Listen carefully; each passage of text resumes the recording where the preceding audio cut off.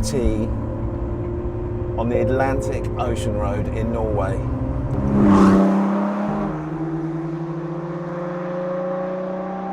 Ford GT on this road is just out of this world, it really is. You can't drive too fast on this road because they've got very low speed limits, but it absolutely doesn't matter because the scenery, as you can see from our film, is utterly beguiling around here.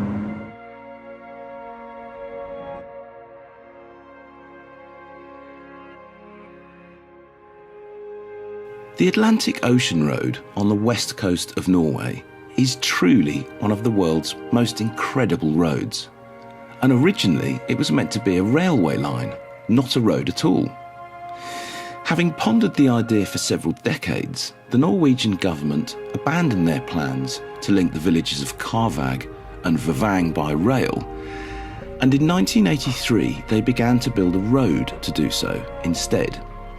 And on July 7, 1989, the now world-famous Atlantic Road, also known simply as the 64, was completed at a cost of just over 120 million Norwegian kroner.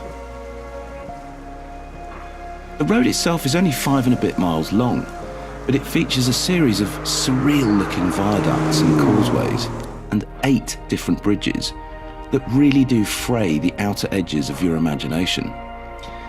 It's an extraordinary road to drive in any car, but in a bright yellow Ford GT with 647 bhp and 2 big black stripes on its roof, well, it doesn't get much better than this, quite frankly. I mean, look at this place. It is unbelievable.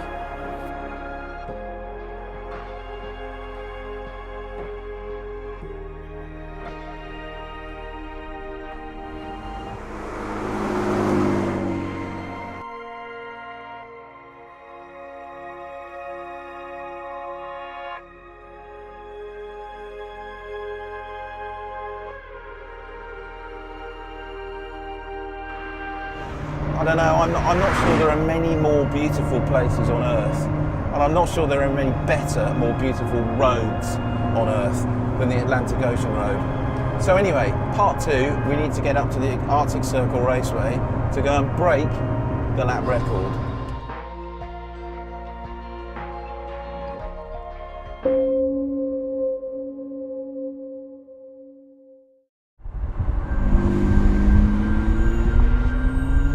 To reach the Arctic Circle Raceway, we drove the GT 500 miles north, past the town of Trondheim, and then along another amazing series of roads called the E39 and the E6.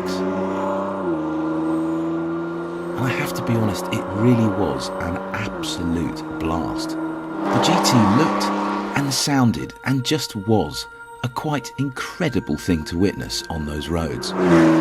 And then we met a nice man who had a very smart looking replica GT40 in full Gulf colours.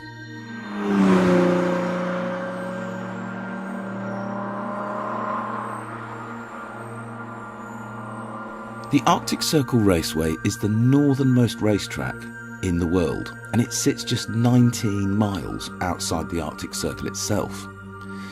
It was designed, built and opened in 1995 by a collection of local engineers, and nowadays it's used mostly for bike racing. And it really is one heck of a track, with 13 corners, most of which really fast and flowing. Plus there's a tighter section between turns 4 and 5 that's actually meant to replicate the best bits at Laguna Seca. And in a Ford GT, well, it's pretty damn exciting. So this is it, the Arctic Circle Raceway. This is the main reason that we came to Norway in the first place. And I have to say, it's pretty special.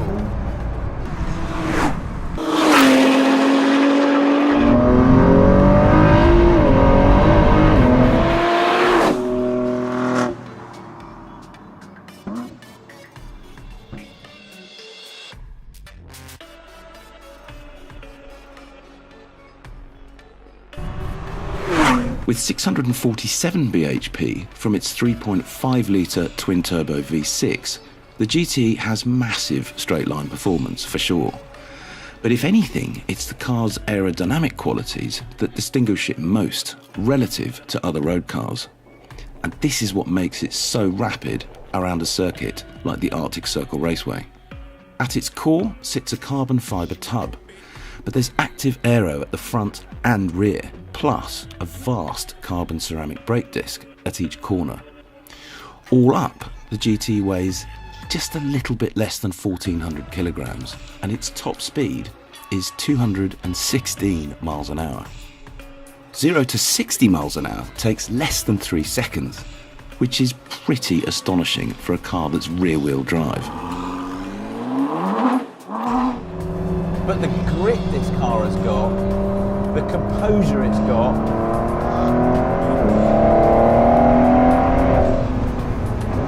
just blows your mind. It really is a proper piece of work, and it suits this track down to the ground.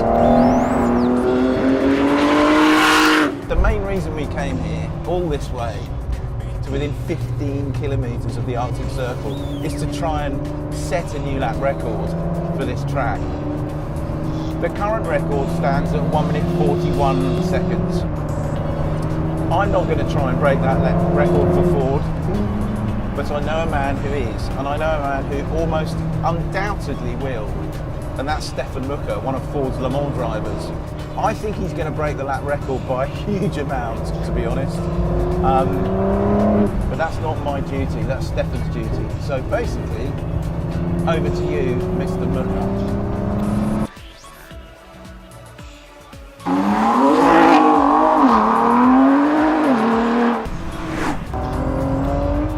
So after just a couple of sighting laps in the GT, Ford's Le Mans ace, Stefan Mucker, was already down into the 1 minute 38s, which meant that he and the GT had already smashed the lap record before either of them had even got properly started.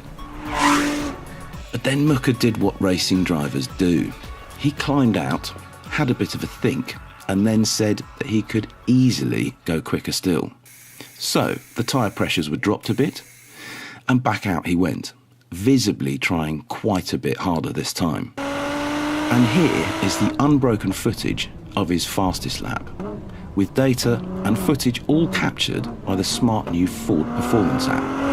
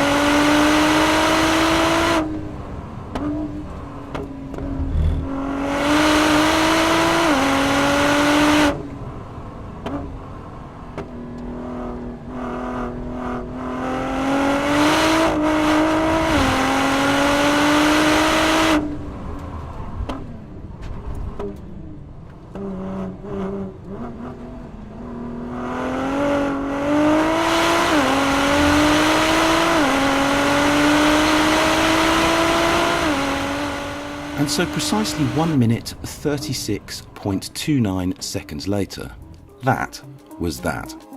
Stefan Mucker and the Ford GT had a new lap record to their names. And our week-long adventure in this incredible country with this extraordinary car was over. And with that, we put the car back in the truck, gave it one last look for good luck, and we left Norway much as we'd found it, which is to say a very beautiful country that has some of the most extraordinary roads on earth and some of the nicest people you could ever wish to meet.